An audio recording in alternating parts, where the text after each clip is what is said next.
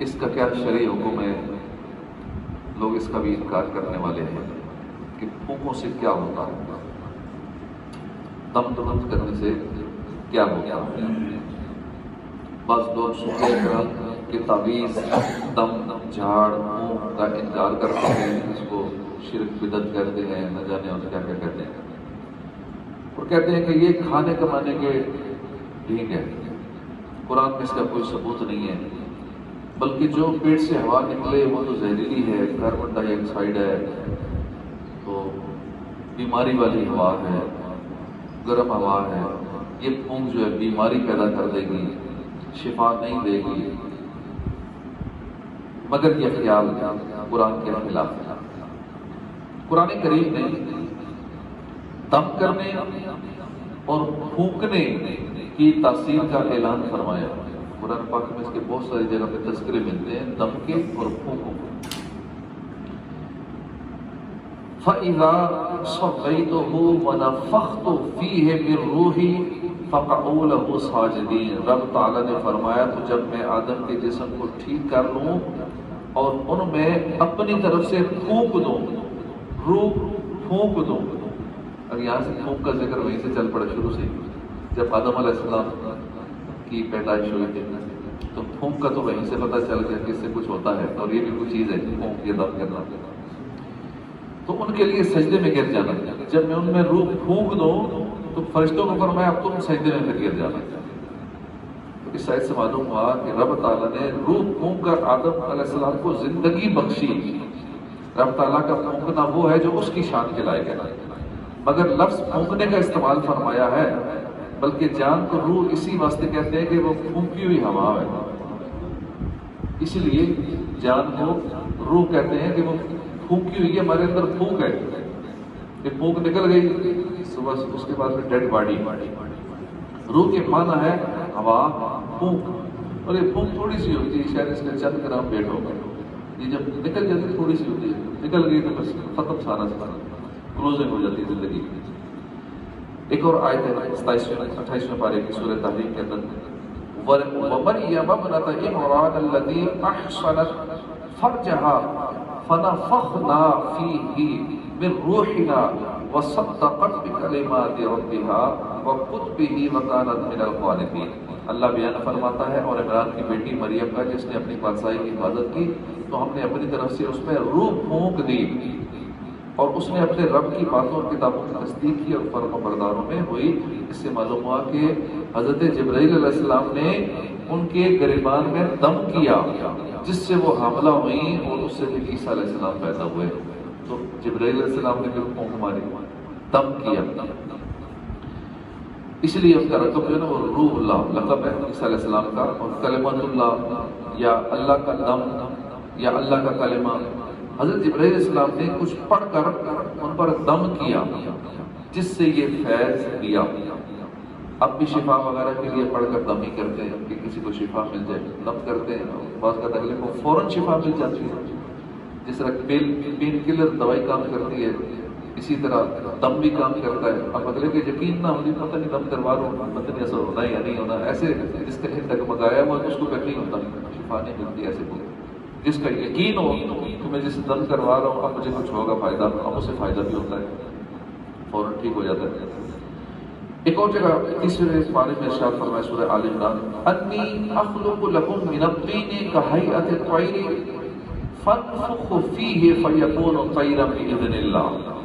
فرمایا عیسیٰ نے کہ میں بناتا ہوں تمہارے لیے پرندے کی صورت، پھر میں اس پرندے کے اندر دم کرتا ہوں تو وہ اللہ کے حکم سے پرندہ بن جاتا ہے، اور کوڑی اندھے کو اچھا کرتا ہوں اور مردے جلاتا ہوں اللہ کے حکم سے۔ کوڑی وہ اندھے کو میں ٹھیک کرتا ہوں، مردے کو بھی زندہ کرتا ہوں۔ اس سے معلوم ہوا عیسیٰ علیہ السلام مردے زندہ کیا کرتے تھے، کوڑی عورتوں کو اچھا کرتے تھے۔ یہاں بھی دم سے یہ فیض جاری ہوا، پھونک مارتے تھے، کوڑی ٹھیک ہو جاتے تھے، مردے زندہ ہو جاتے تھے، بیمار ٹھیک ہو جاتے تھے، اندھوں کو آنکھیں مل جاتی تھی۔ تو پھونک سے کچھ ہوا یا نہیں؟ اندھا ٹھیک ہو گیا، پیدائشی نابینا پھونک مارنے سے، دم کرنے سے ٹھیک ہو گیا۔ وَنُفِخَ فِي الصُّورِ، اور سور پھونکا جائے گا، وَنُفِخَ فِي الصُّورِ فَصَعِقَ مَنْ فِي السَّمَاوَاتِ وَمَنْ فِي الْأَرْضِ، تو بے ہوش ہو جائیں گے وہ جو آسمانوں اور زمین میں ہیں. یوم ينفخ فی الصور فتأتون افواجا، جس دن سور پھونکا جائے گا، سور میں بس آؤ گے تم فوج در فوج. معلوم ہوا کہ قیامت والے دن بھی پھونکا جائے گا، تو وہ سور پھونکا جائے گا، اور اس کا بھی بڑا اثر ہوگا. ایک دفعہ تو سارے ہی مر جائیں گے، زندہ ہو جائیں گے. پھونکنے سے نا کچھ ہوتا ہے، جس سے مردے زندہ ہوں گے. قیامت والے جو سور پھونکا جائے گا، جتنے بھی قبروں میں اس وقت ہیں، قیامت آدم علیہ السلام سے لے کر اب تک جتنے قبروں میں ہیں، یا بعد میں ہم قبروں میں جائیں گے، بعد میں ساری مخلوق قبروں میں جائیں گی، تو وہ کچھ پھونکا جائے گا، سور پھونکا جائے گا تو سارے قبروں سے اٹھ کھڑے ہوں گے. غرضے کے ابتدا، انتہا، بقا ہمیشہ فیض دم سے ہوا اور ہوتا ہے اور ہوگا. اس لیے آج بھی صوفیات قرآن کریم پڑھ کر دم کرتے ہیں. خود نبی کریم صلی اللہ علیہ وسلم اور صحابہ کرام بیماروں پر دم کیا کرتے تھے. کلام پاک پڑھ کر صحابہ آتے تھے کہ مسئلہ حضور دم کر دیا کرتے تھے تو ان کو شفا ملتی. کیونکہ جیسے پھولوں سے چھو کر ہوا میں خوشبو پیدا ہوتی ہے، ایسی ہی جس زبان سے قرآن پاک پڑھا جائے، جس زبان سے ذکر و اذکار ہو، جب وہ گندی ہوا بھی چاہے کیوں نہ ہو، جو لوگ کہتے ہیں ٹھیک ہے کاربن ڈائی آکسائڈ ہی نکلتی ہے، منہ سے نکلتی ہے تو وہ خطرناک ہوتی ہے، اندر جاتی ہے تو آکسیجن جاتی ہے، نکلتی ہے تو زہریلی گیس ہوتی ہے. لیکن وہی زہریلی گیس جب اس مبارک زبان سے لگتی ہے، جس زبان سے ذکر اللہ جاری رہتا ہے، جس زبان سے درود پاک جاری رہتا ہے، تو اللہ کے کلام کی وجہ سے وہ ہوا متبرک ہو جاتی ہے. وہ جراثیموں والی نہیں رہتی، وہ جراثیموں والی نہیں ہوتی، وہ شفا والی ہوا ہو جاتی ہے کیونکہ اس سے ٹچ ہو گئی. تو ایسی جس زبان سے قرآن پاک پڑھا جائے، ذکر و اذکار کیا جائے، اس سے چھو کر جو ہوا آئے گی وہ شفا دے گی. اسی طرح تبرکات سے شفا ملتی ہے، جیسے کہ اسی باب کے شروع میں آیات سے ثابت کیا گیا ہے. اور یہ پھونکوں کا اور دم کا قرآن پاک کی کئی آیات کے اندر ذکر اس انداز میں موجود ہے. جیسا کہ ہم نے سنا ہے، جو بھی کوئی اس طرح کا ذہن خراب کرے کہ دم سے کچھ نہیں ہوتا، پھونکوں سے کچھ نہیں ہوتا، بعض کر وہ بھی جب پھنستے ہیں کسی بیماری میں، جب ڈاکٹر لاجواب کرتے ہیں تو پھر کہتے ہیں جیسے وہ دم ہی کر دو گے، باقی تو سارے علاج کرا لیے، ہر طرح سے مایوس ہو گئے، اب پھر کچھ طویل دے دیں کہ دم کر دیں تو بڑی دقت ہے پھنس گئے. تو یہ پھر بعض کا عاملوں کے چکر میں پھنس جاتے ہیں. وہ لوگ پھر لاکھوں روپے لیتے ہیں. ایک ایک تعویذ یہاں پہ جو ہم تعویذ فری میں دیتے ہیں، وہی تعویذ ایک ایک 2-2 3-3 لاکھ 5-5 لاکھ میں سیل ہوتا ہے. اور اللہ کے کلام میں جو بھی شفا ہے، جس کو پھر شفا مل جاتی ہے وہ پھر خاص کر پیسے نہیں دیکھتا کہ چلو 5 لاکھ میں کر لگا دے گا. تو اس لیے ان عاملوں کے چکروں سے لوگوں کو بچانے کے لیے فی سبیل اللہ تعویذات اطہاریہ کے ذریعے روحانی علاج کیا جاتا ہے. اور جو اوراد و وظائف بتائے جاتے ہیں، یہ بھی ایسے نہیں بتائے جاتے، یہ بھی کسی کے بتانے سے بتائے جاتے ہیں. ہر ایک اگر اپنی طرف سے ورد وظیفے شروع کر دے نا تو اس کو بھی شاید وہ نہیں ہوگا، کیونکہ ان کے اندر بڑی پاور ہوتی ہے، روحانی پاور ہوتی ہے ان اوراد و وظائف کے اندر. اور ہر ایک کتابیں پڑھ کے مختلف نیٹ سے ڈاؤن لوڈ کر کے وہیں سے دیکھیں جی یہ لکھا ہوا تھا کہ فلاں وظیفہ اتنی بار پڑھے تو یہ ہو جائے گا، یہ فلاں اتنی بار پڑھے تو یہ ہو جائے گا.